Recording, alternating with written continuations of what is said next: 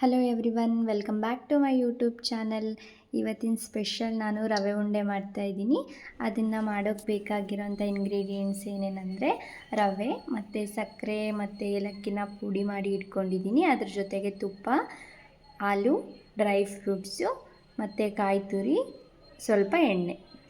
So ಇದನ್ನು ಇವಾಗ ಹೇಗೆ ಮಾಡೋದು ಅಂದರೆ, ಒಂದು ಪ್ಯಾನಲ್ಲಿ ನಾನು 2 ಸ್ಪೂನ್ ತುಪ್ಪನ ಹಾಕ್ತಾಯಿದ್ದೀನಿ. ನೀವು ಬೇಕಂದರೆ ಎಣ್ಣೆ ಕೂಡ ಯೂಸ್ ಮಾಡ್ಬೋದು. ಇವಾಗ ಡ್ರೈ ಫ್ರೂಟ್ಸ್ ಹಾಕಿ ಫ್ರೈ ಮಾಡ್ಕೊಳ್ಳೋಣ.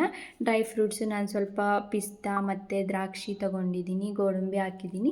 ನೀವು ಏನು ನಿಮ್ಮ ಮನೇಲಿದೆ ಅದನ್ನು ಹಾಕ್ಕೊಳ್ಬೋದು.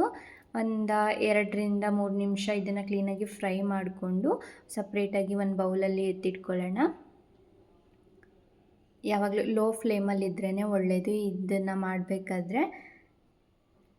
ಮತ್ತು ಸ್ವಲ್ಪ ಎಣ್ಣೆ ಹಾಕ್ಬಿಟ್ಟು ಅದೇ ಪ್ಯಾನಲ್ಲಿ ರವೆನ ಹುರ್ಕೊಳ್ಳೋಣ. ನೀವು ತುಪ್ಪ ಇಷ್ಟಪಡಲ್ಲ ಅಂದರೆ ಎಣ್ಣೆಲಾದರೂ ಮಾಡ್ಕೊಳ್ಬೋದು, ಇಲ್ಲ ತುಪ್ಪ ಜಾಸ್ತಿ ಹಾಕಿದ್ರೂ ಕೂಡ ಟೇಸ್ಟ್ ಚೆನ್ನಾಗಿರುತ್ತೆ. ರವೆನ ಲೋ ಫ್ಲೇಮಲ್ಲೇ ಹುರ್ಕೊಳ್ಳೋಣ. ಒಂದು 8-10 ನಿಮಿಷ ಕ್ಲೀನಾಗಿ ಹುರ್ಕೊಳ್ಬೇಕು. ಇದು ಸ್ವಲ್ಪ ಲೈಟಾಗಿ ರೆಡ್ ಕಲರ್ ಆಗೋವರೆಗೂ ಹುರ್ಕೊಳ್ತಾ ಇರಬೇಕು. ನೋಡಿಕೊಂಡು ಇದನ್ನು ಸ್ಟಾಪ್ ಮಾಡಬಾರ್ದು, ಕಂಟಿನ್ಯೂಸ್ ಆಗಿ ಹುರ್ಕೊಳ್ತಾ ಇರಬೇಕು, ಇಲ್ಲ ಅಂದರೆ ಅದು ಒತ್ಕೊಂಡು ಬಂದುಬಿಡುತ್ತೆ. ಇವಾಗ ಸಕ್ಕರೆ ಮತ್ತು ಏಲಕ್ಕಿ ಪುಡಿನ ಪೌಡರ್ ಮಾಡಿ ಇಟ್ಕೊಂಡಿರೋದನ್ನ ಹಾಕ್ಕೊಳ್ಬೇಕು. ಇದನ್ನು ಅಷ್ಟೇ ಒಂದು 8-10 ನಿಮಿಷ ಎರಡನ್ನೂ ಮಿಕ್ಸ್ ಮಾಡ್ತಾ ಹುರ್ಕೊಳ್ಬೇಕು ಕ್ಲೀನಾಗಿ. ಪುಡಿ ಎಲ್ಲ ಇರುತ್ತಲ್ವ, ಎರಡು ಕ್ಲೀನಾಗಿ ಮಿಕ್ಸ್ ಆಗಬೇಕು, ರವೆ ಮತ್ತು ಸಕ್ಕರೆ ಪೌಡರ್ ಎರಡೂ ಕೂಡ. ಇದಾದಮೇಲೆ ಕಾಯಿ ತುರಿ ಹಾಕ್ತಾಯಿದ್ದೀನಿ ನಾನು. ನಿಮ್ಮ ಮನೇಲಿ ಕೊಬ್ಬರಿ ಇದ್ದರೆ ಕೊಬ್ಬರಿನಾದ್ರೂ ಬಳಸ್ಬೋದು. ಸೊ ಕಾಯಿ ಮತ್ತು ಡ್ರೈ ಫ್ರೂಟ್ಸ್ನ ಹಾಕ್ಬಿಟ್ಟು ಕ್ಲೀನಾಗಿ ಫ್ರೈ ಮಾಡ್ಕೊಳ್ಳೋಣ. ಇದು ಒಂದು 5 ನಿಮಿಷ ಈ ಥರ ಫ್ರೈ ಮಾಡಿಕೊಂಡ್ರೆ ಸಾಕಾಗುತ್ತೆ. ಮಿಕ್ಸ್ ಮಾಡ್ಕೊಳ್ಬೇಕು ಕ್ಲೀನಾಗಿ.